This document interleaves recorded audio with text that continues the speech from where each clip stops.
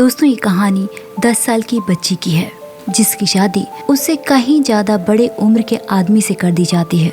लेकिन अब उस लड़की ने उस आदमी से तलाक लेने का फैसला किया है। उस लड़की के साथ ऐसा क्यों हुआ और आगे क्या होगा, आइए इस कहानी में जानते हैं। दोस्तों, ये कहानी सच्ची घटना पर आधारित है, तो देर न करते हुए कहानी शुरू करते हैं। कहानी की शुरुआत में हम एक नुजुम नाम की लड़की को देखते हैं जिसकी उम्र 10 साल है। वो उदास होकर एक अंधेरे कमरे में बैठी हुई थी।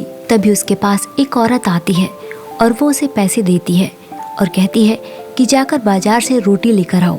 नुजुम ने बाजार जाने के लिए बुर्का पहना और वो वहाँ से जाने लगी। तभी उसके पति आदिल ने उसे आवाज लगाई और उससे पूछने लगा कि कहाँ जा रही हो। लेकिन नुजुम ने उसकी बात का कोई जवाब नहीं दिया और वो वहाँ से बाजार चली गई।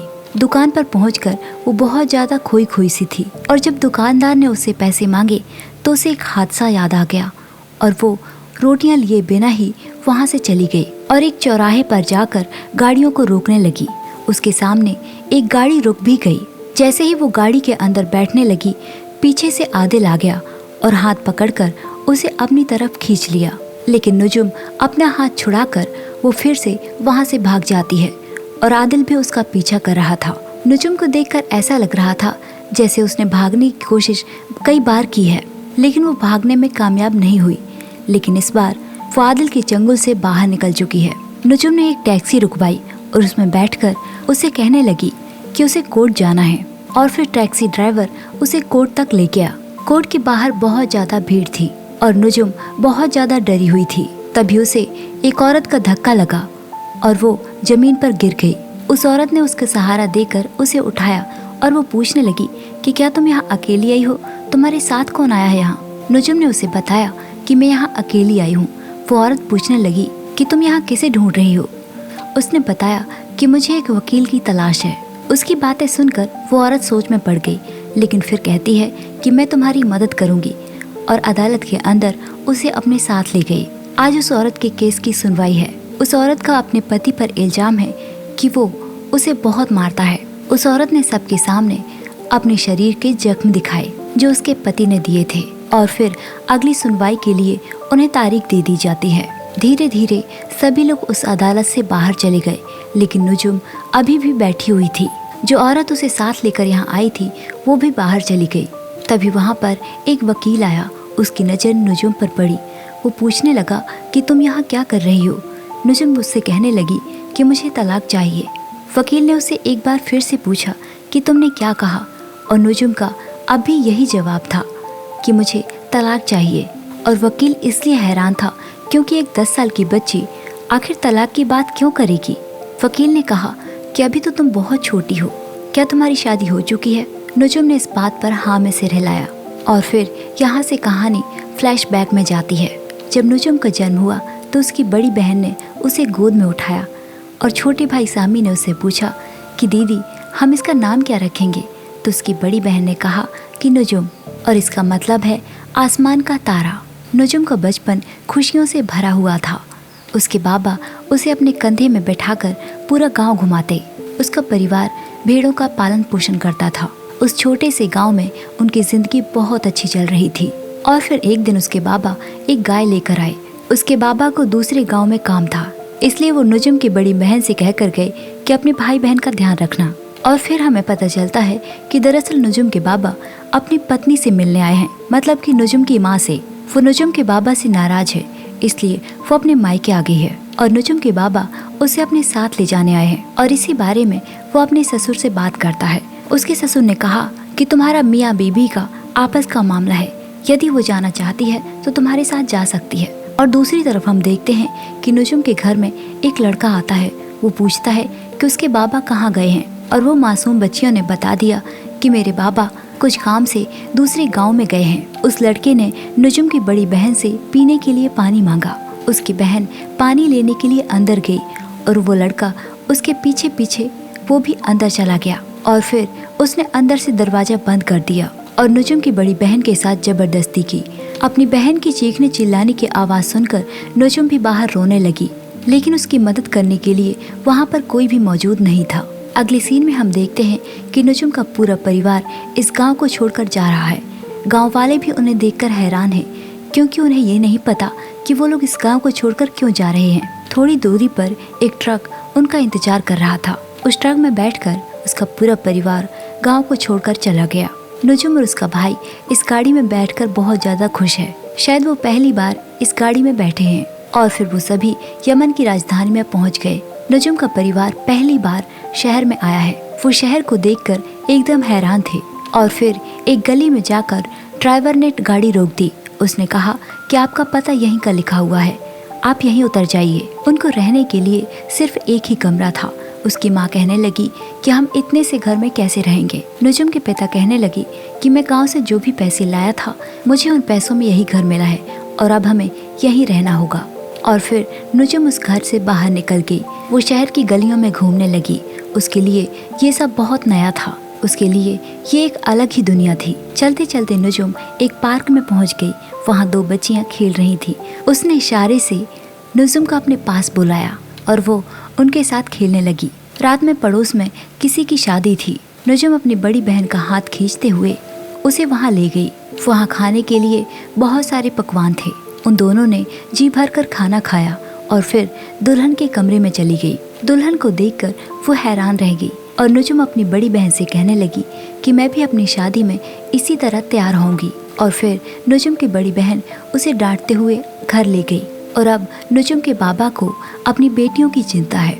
बड़ी बेटी उस हादसे के बाद ज्यादा बोलती नहीं, इसलिए उन्होंने पहले नुजुम का रिश्ता तय कर दिया और फिर आदिल के साथ नुजुम का निकाह हो जाता है। अगली शाम को सभी लोग घर को सजाने लगे और नुजुम को भी तैयार करने लगे। लेकिन नुजुम का कहना था कि मुझे तो वही ड्रेस चाहिए जो उस दुल्हन ने पहने थे। मैं अपनी शादी में ऐसे कपड़े नहीं पहनूंगी। उसकी माँ ने कहा कि चुपचाप यही पहन लो, तुम्हारे पति ने जो दिया है वही पहनना होगा। पड़ोस की औरतें नुजुम के घर आकर शादी के गीत गा रही हैं और बीच में नुजुम को भी बिठाया हुआ है। तभी बाहर से नुजुम की सहेली आ जाती है। उसको देखते ही नुजुम उठ जाती है और वो वहाँ से बाहर चली जाती है। उसकी सहेली पूछने लगी, क्या जी तुम क्या पहनी हो और तुम खेलने क्यों नहीं आई? नुजुम कहने लगी कि पता नहीं क्यों आज मेरी माँ ने मुझे बहुत सजाया धजाया है और सुबह से इसी तरह बैठा कर रखा हुआ है। और फिर शादी वाले कपड़े उतार कर वो अपनी सहेली के साथ बाहर खेलने चली गई। नुजुम ने अपनी बड़ी सी अंगूठी अपनी सहेली को दिखाई। वो कहने लगी कि चलो हम सुनार के पास चलते हैं, तुम्हारी अंगूठी छोटी कराते हैं। वहीं सामने एक दुकान में एक प्यारी सी डॉल रखी हुई थी। नुजुम की नज़र उस डॉल पर पड़ती है और वो अपनी अंगूठी बेचकर वो डॉल खरीद लेती है। तभी नुजुम को आवाज़ लगाता हुआ उसका भाई वहाँ आ जाता है और वो कहता है कि जल्दी चलो, बाबा तुम्हें ढूंढ रहे हैं। और फिर उसके बाबा भी वहाँ आ जाते हैं। वो कहते हैं तुम्हारे शादी के कपड़े कहाँ हैं और तुम्हारे ससुराल वाले आ गए हैं, जल्दी से घर चलो। नुजुम के हाथ में पकड़ी हुई डॉल भी उसके पिता ने वहीं पर फेंक दी और वो उस डॉल के लिए रोती रही। नुजुम को उसके बाबा उसकी माँ के पास लाकर कहने लगे कि इसे तैयार कर दो। नुजुम अब भी अपनी गुड़िया के लिए रो रही थी। उसकी माँ उसे समझाने लगी कि हर लड़की को ऐसा ही करना पड़ता है, अपने बाबा का घर छोड़कर उसे अपने पति के घर जाना होता है। तभी उसकी सहेली रास्ते से डॉल उठाकर फिर नुजुम को देने आ गई और डॉल को पाते ही नुजुम तुरंत ही हंसने लगी। और फिर उसके बाबा नुजुम को आदिल की गाड़ी में बैठा देते हैं और उससे कहते हैं मेरी बेटी का ख्याल रखना। और गाड़ी का शीशा बंद कर दिया गया। नुजुम की नज़र अपने भाई पर पड़ी और वो अपने पिता के साथ काम पर जाने लगा। और कुछ देर के बाद आदिल नुजुम को अपने गांव ले आया, जहां आदिल का परिवार उनके स्वागत के लिए खड़ा हुआ है। गोलियों से उनका स्वागत किया जाता है और उसकी आवाज़ से नुजुम डर जाती है। कुछ औरतों ने नुजुम को गाड़ी से उतारा और उसे उसके कमरे तक पहुंचाया। सारे रीति रिवाज हो चुके थे और फिर उसके पास एक औरत आती है। वो कहती है मैं तुम्हारी सास हूँ और अब से यही तुम्हारा कमरा है। आज आदिल के घर में दावत रखी गई है और बाहर नाच गाने वाले आए हैं। आदिल के घर के अंदर आते ही उसकी सास नुजुम की शिकायत करने लगी कि ये लड़की दिन भर चुपचाप बैठी रही, मेरी एक भी बात का कोई जवाब नहीं देती। आदिल ने कहा कि ये अभी नई है, धीरे धीरे सब समझ जाएगी और वैसे भी मैं तो तुम्हारे लिए ही इसे लेकर आया हूँ, जैसा तुम्हारा मन चाहे इसके साथ वैसा करना। और कुछ देर के बाद आदिल ने अपने कमरे में नुजुम को आवाज़ लगाई, लेकिन नुजुम उसके कमरे के अंदर नहीं गई।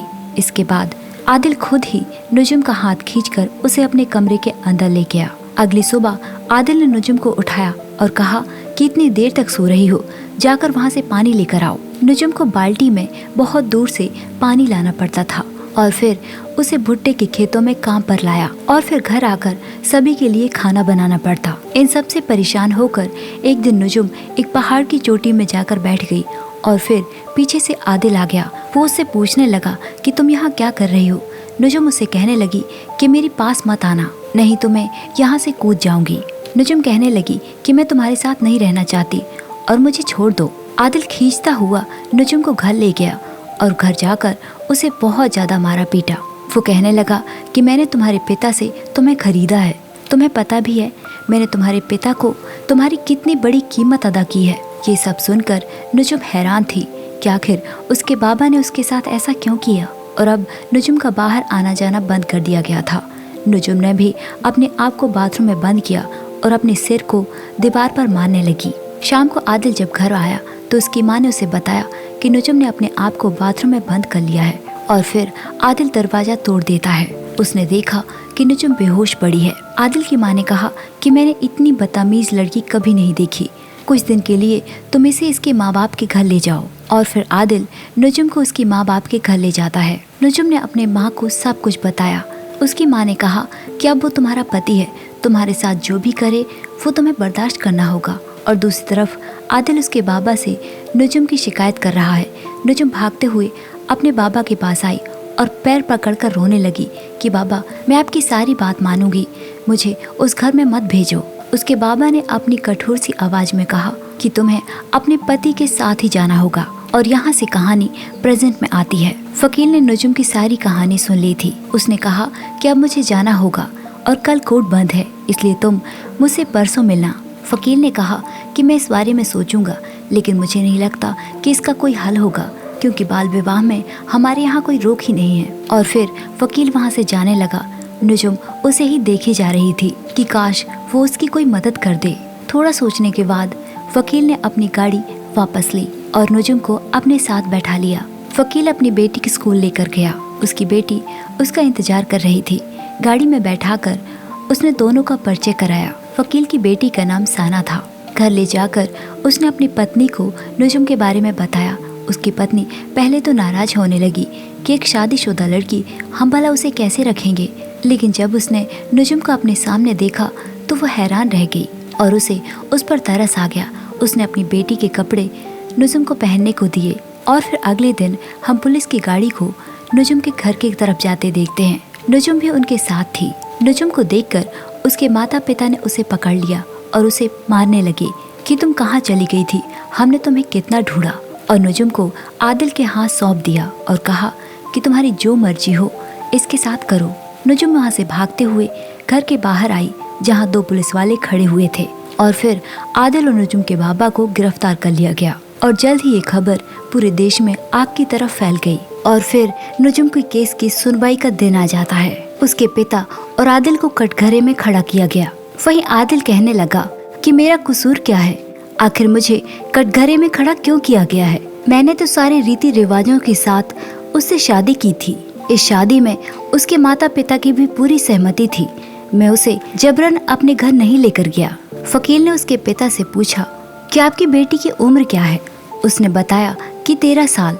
ये सुनते ही नुजुम ने नाम में सिर हिलाया। उसका पिता कहने लगा कि हमारे गांव में इतनी उम्र में हमारी बेटियों की शादी हो जाती है। इतना कहकर उसकी तबीयत खराब हो गई और वो वहीं अदालत में गिर गया। उसे फौरन ही हॉस्पिटल लेकर गए। वहीं नुजुम को डर लगने लगा था कि आखिर क्या होगा और कोर्ट से उन्हें अगली तारीख का टाइम मिला। वकील के घर जाकर नुजुम टीवी पर देखती है तो उसका ही न्यूज चल रहा था और ये सब देखकर उसे बहुत बुरा लग रहा था। और फिर अगली सुनवाई का भी दिन आ जाता है। वकील ने फिर से उसके पिता से पूछा कि आपके पास वाकई कोई वजह थी अपनी इतनी कम उम्र की बेटी की शादी करने की? नुजुम के बाबा ने कहा कि मुझे डर लगने लगा था। वकील ने उससे पूछा कि किस तरह का डर? उसने कहा मैं इतने सब लोगों के सामने ये बात नहीं बताऊंगा। और फिर नुजुम के परिवार के अलावा सभी लोगों को कोर्ट के बाहर भेज दिया गया। नुजुम के बाबा ने वकील को बताया कि मैं नहीं चाहता था कि जो हरकत मेरी बड़ी बेटी के साथ हुई वही छोटी बेटी के साथ भी हो। और इतना कहते ही अदालत के अंदर आदिल के कुछ गांव के लोग आ गए। वो सब कहने लगे कि आखिर आप आदिल को यहाँ क्यों लेकर आए हैं, उसका कसूर क्या है, उसे हमारे हवाले कर दीजिए, हम गांव जाकर बात कर लेंगे। वकील ने कहा कि गांव जाकर भी तो आपको बात ही करनी है, क्यों ना हम एक बार नुजुम के पिता की बात सुन लें। और फिर वो लोग उसकी बात सुनने के लिए तैयार हो गए। नुजुम के बाबा ने बताया कि हम सब लोग गांव में बड़ी खुशी से रहते थे, लेकिन एक दिन एक लड़के ने मेरे घर में आकर मेरी बड़ी बेटी के साथ गलत किया और मैं उस लड़के को जान से मार देना चाहता था, लेकिन मेरी पत्नी ने मुझे समझाया कि हमें गांव के मुखिया के पास जाना चाहिए, उनके पास हमारी समस्या का जरूर हल होगा। और फिर मैं गांव के मुखिया के पास गया। वहां पर उस लड़के के परिवार को भी बुलाया गया और वहां पर ये फैसला हुआ कि उस लड़के का पिता हमें 2 गाय देगा और वहीं मेरी बड़ी बेटी से शादी करेगा। नुजुम के बाबा इस फैसले से खुश थे, लेकिन शादी की एक रात पहले वो लड़का गांव छोड़कर भाग गया और ये बात गांव वालों को पता चल जानी थी, इसलिए वो लोग अपना गांव छोड़कर शहर आ गए। शहर में आकर भी हम लोग बहुत बड़ी मुश्किलों से गुजरे। गांव के आदमी को शहर में भेड़ बकरी समझा जाता है। मकान मालिक भी रोज आकर धमकी देने लगा। उसने 2 दिन की मोहलत दी कि यदि 2 दिन के अंदर अपना किराया नहीं दिया तो वो धक्के मारकर उन्हें बाहर निकाल देंगे। और अगले दिन ही मैं सारे बच्चों को साथ में लेकर भीख मांगने चला गया और उसी रात नुजुम के पिता ने उसकी माँ से बताया कि नुजुम के लिए एक बहुत अच्छा रिश्ता आया है, इसके बदले वो हमें इस शहर में रहने के लिए घर भी देंगे और कुछ नगद पैसे भी। और अब आप बताइए कि मैंने क्या गलत किया। वकील कहने लगा कि माना कि आपने बुरा वक्त काटा है, लेकिन इसका मतलब ये नहीं कि अपनी बेटी की ही बलि चढ़ा दो। आदिल के गांव के लोग कहने लगे कि हमारी माँ दादी की शादी भी इसी उम्र में हो जाती थी। वकील ने उससे कहा, तो क्या आप अपनी 10 साल की बेटी की शादी भी इसी तरह करा देते? इस बात पर वो आदमी खामोश हो गया और चुपचाप नुजुम के पास गया। उसने नुजुम से पूछा कि क्या तुम आदिल के साथ रहना चाहती हो या नहीं। नुजुम ने ना में सिर हिलाया और कहा, मैं उसके साथ नहीं रहना चाहती। उस आदमी ने कहा, तो फैसला हो चुका है। और फिर आदिल और नुजुम का तलाक हो गया। कोर्ट ने इस तलाक को मंजूर कर लिया और नुजुम के पिता को रिहा कर दिया और जज ने नुजुम के पक्ष में फैसला सुनाया। नुजुम खुशी खुशी वकील के साथ कोर्ट से बाहर निकली। बाहर उसके बाबा इंतजार कर रहे थे। जब उसके बाबा ने नुजुम को अपने पास बुलाया तो उसने अपने बाबा से नजरें फेर ली और फिर उसने अपने भाई को गले लगाया। आखिरी सीन में हमें नुजुम स्कूल यूनिफॉर्म में दिखाई देती है। इसका मतलब था कि उस वकील भले आदमी ने नुजुम का दाखिला अपनी बेटी के स्कूल में करा दिया है और देर से ही सही नुजुम की जिंदगी बच गई और ये कहानी यहीं पर खत्म हो जाती है। तो दोस्तों, ये थी हमारी आज की कहानी। हमारी कहानी आपको कैसी लगी कमेंट करके जरूर बताइए और ऐसी ही कहानियों के लिए हमारे चैनल को सब्सक्राइब कीजिए। Thanks for watching.